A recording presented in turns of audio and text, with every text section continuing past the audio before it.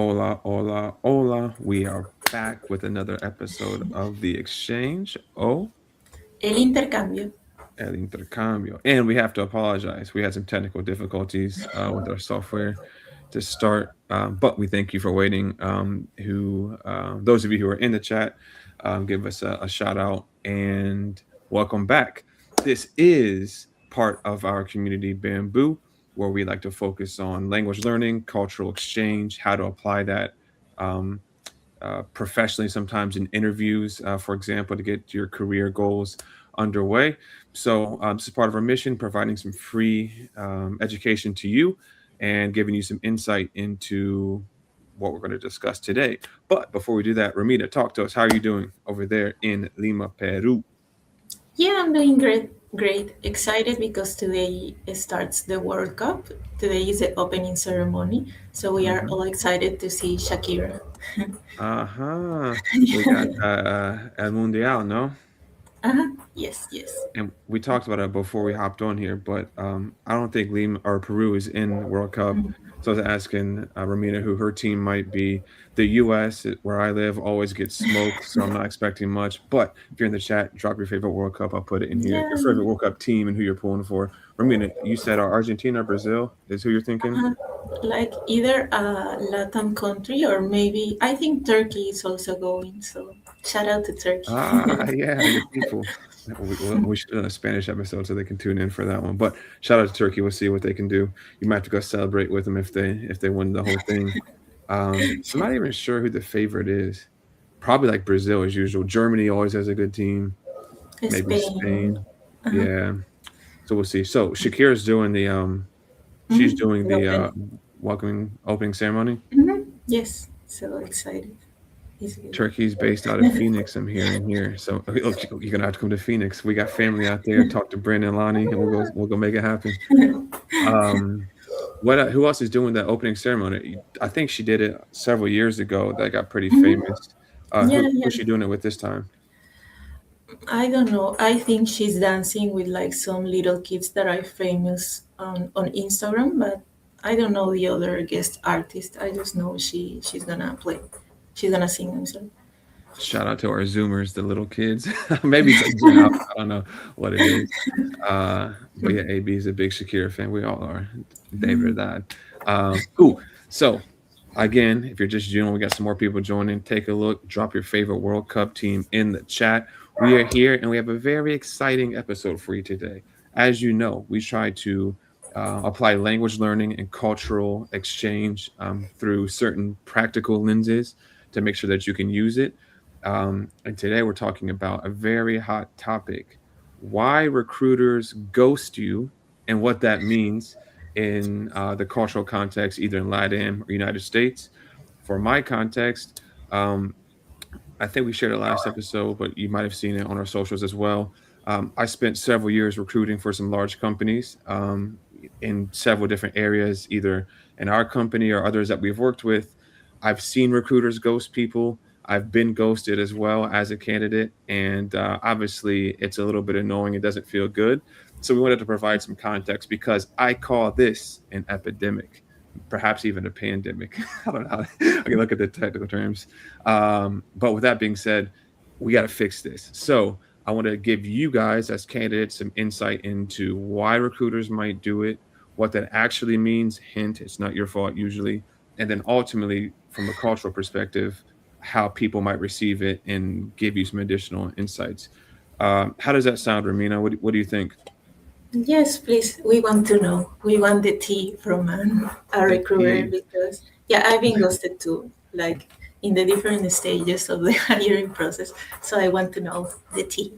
Yeah, the worst part is I think at the um final round Fine. stage and you don't hear anything, it's like, yo, what's going on? But yeah, so we'll start with like what ghosting is first to define it. Essentially, you have an interview, you talk to a recruiter, you email them, you might even meet with a hiring manager, and they don't get back to you. You don't have feedback. You send an email, nothing back. And so it essentially ends up in zero communication, a ghost. Now, when it looks at the US side of things versus the LATAM side of things, that's received a little bit differently. And so I know Ramina, especially, in some of our conversations in previous episodes, LATAM culture is very relationship based, isn't it?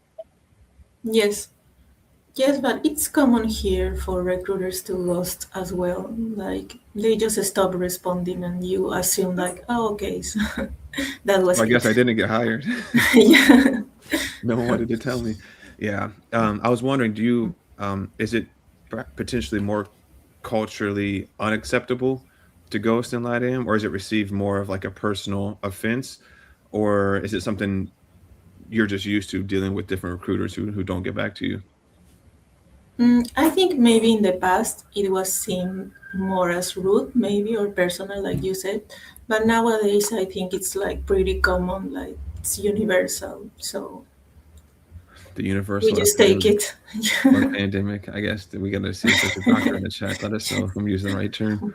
Yeah, agreed. I know for us, we're generally um, we tend to be a little bit more like bottom line up front, like business oriented and less relationship oriented. Again, depending on the person and the spectrum in the country, but it still is kind of a little bit annoying. But we just kind of we just kind of use deal with it, as AB says. Still rude regardless. So I wanted to kind of see what that might look like in different cultures.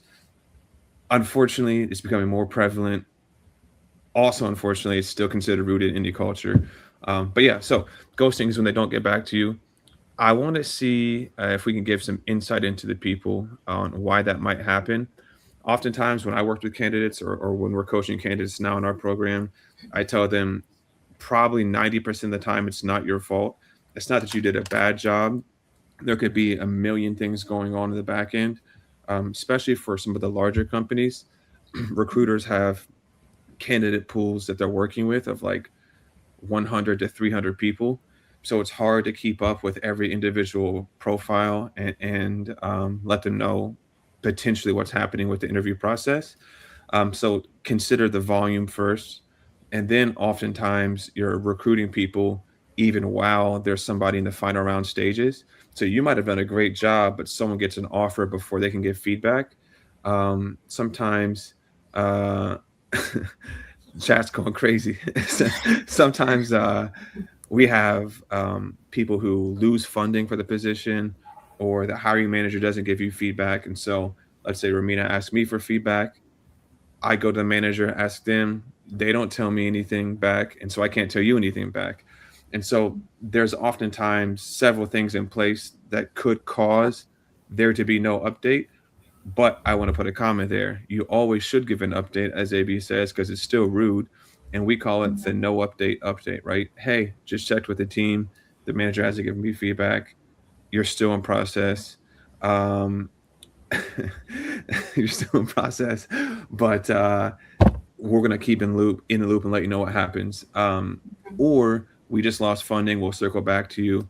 Or we just gave an offer to a candidate, they've accepted or they're about to accept. We'll let you know if things change in the future. So it's always good to give a proactive update. In my experience, there's a million things on the back end that could cause that to not be the case. But that's kind of what they're dealing with. And then ultimately, the thing that most people are scared of, especially the big companies, they're coached not to give specific feedback, or they don't want to engage with somebody for legal reasons because they don't want to set themselves up for a lawsuit if, for example, they gave feedback that wasn't accurate or potentially a violation of HR policy. Think about like personal feedback and they cite communication as an example, which might be illegal, or job location, etc. And so there's no feedback too, just because they don't want the legal risk. So with that being said, that's a million different reasons. They're dealing with a lot of candidates, but you should always give a proactive update um, in that. So I find it rare. Sometimes you don't get a good recruiter and get ghosted. But have you had a good recruiter that you worked with, Romina, that's been helpful perhaps in that process? Mm, yeah, but were the cases that I was hired. I don't think I remember one where I wasn't hired and that it was good. Because also sometimes happen that they are really like, I don't want to say like pushy, but they are like, okay, first interview, second interview, business case, and then once they have like that little case, they just ghost you. And I was like, "Do you Uh, only wanted like the free strategy, or what yeah. happened?" That's an interesting point because a lot of people do those take home assessments, and Hmm. it's definitely like bad morally to do that. But some people would take your strategy, go implement it, and then not hire you and not give Yeah. you feedback. So it's an interesting thing to navigate. Do you think you've got your work stolen before in the process? Maybe yes, because usually when I have less experience, I would do like these assessments, and some assessments were really like long and complicated. But maybe like more currently, I only would do like, let's say, more simple or like easy assessment, because Hmm. like people are working, so you can take that much time on an assessment. Maybe like, okay, one day or something, but sometimes they want like a full-on strategy and everything, and it's what like, no, it's almost like it's free work, so it's not worth it. Yeah, yeah, that's interesting.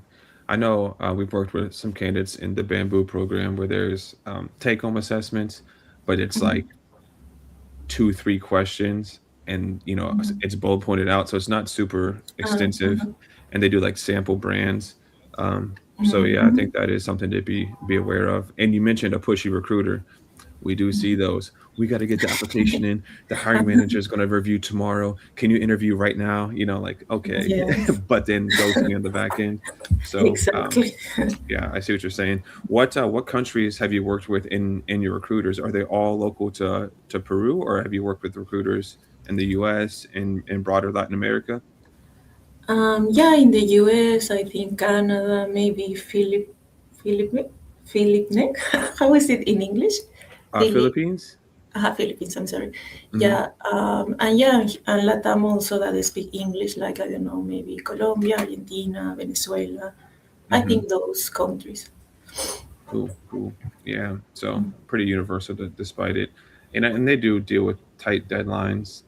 But like I say, oftentimes I gave you a bunch of reasons why they might not get back to you. Regardless, they should give you no update, something we always tried. And especially candidate experience is big in the sense that you want this person who doesn't get the offer to feel a positive experience, just like the person who did. And so, like you were saying, you never had a good experience when you didn't get the offer. And unfortunately, that's part of the epidemic. We should label this one time. Maybe we'll do another episode on the ghosting pandemic, epidemic. Uh, but that's part of it. And so that's something that we look to address in our coaching. We look to provide that great candidate experience. So that's one piece. What is ghosting? How it's received in different cultures, and some reasons why you might encounter it. We think that a couple of things we coach candidates on for dealing with ghosting we'll add at the bottom here of the episode.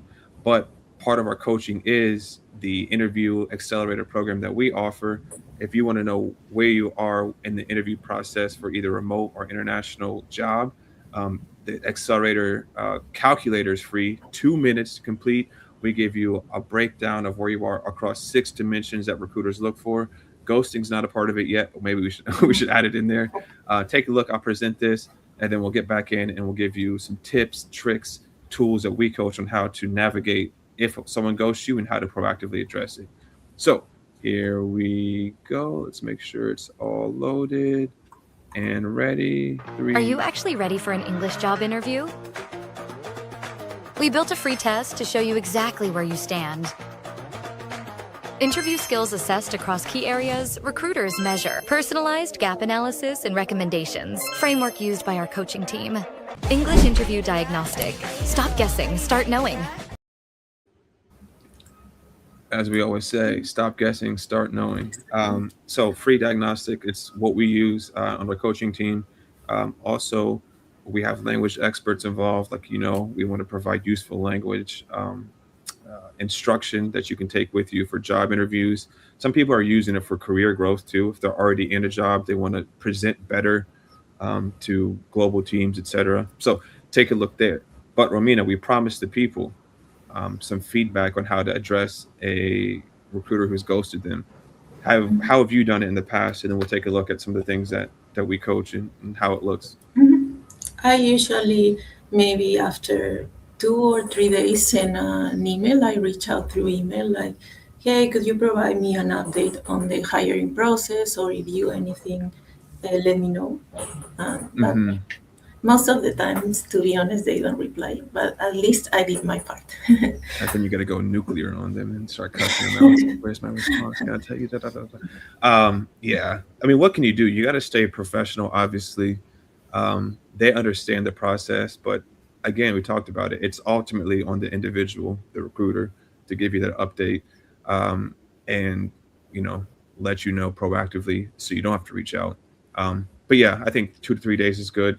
One thing we say is also like in the interview process, if you're talking to the recruiter or the hiring manager, you ask them proactively when you might hear back, and if they give you a time frame, it's an excuse to reach out, right? So we're looking to make a decision by the end of the week, and so on Friday, if you haven't heard back, cool, you know to reach out to them on Monday with the excuse you told me by the end of the week, and then you let them know that way. So we proactively try to hold them to deadlines to make sure that you have an excuse to reach out and they know that you're not here to kind of be playing around, but you want to make a decision as well.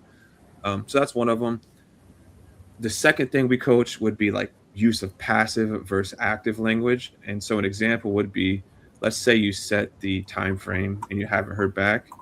Sometimes, and I'm guilty of this as well, but you'll say, I just wanted to check um, in on the email, or sorry to bother you, or do you have any news for me?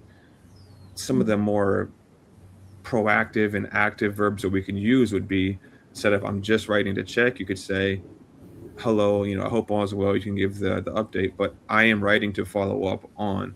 So you're not just checking, but you're following up on and trying to hold them accountable. Also, never apologize. Sorry to bother you, because they should have got back to you. You would say, thank you for the time. Still professional, but not apologizing. In the fact, they should apologize to you for those situations. And then, do you have any news for me? You could say, hey, could you kindly provide me an update regarding the timeline? So remind them about it. There's a sequence, again, set the stage, 7 days, for example. Don't hear back, give them another 3 to 4 days, and then another follow up. But ultimately, you can't make them respond. So then at the end, we give them the breakup email where we'll say, hey, looks like you might not be able to move forward in this process. Let's keep in touch for future opportunities, but I'm going to stop bothering you because you don't get back to me. And then we never work with them again. We know that they're terrible people. I'm just kidding. At the best, unprofessional. And we don't want to work with somebody unprofessional to achieve our career goals, right? So we can only provide so much coaching. A lot of that you probably already done, Romina, but have you worked with that in your workspace with your recruiters? Have they gotten back to you when you've pushed them to respond? And then also, I know you work with some clients as well. What about the clients? Do you see any people ghosting you there?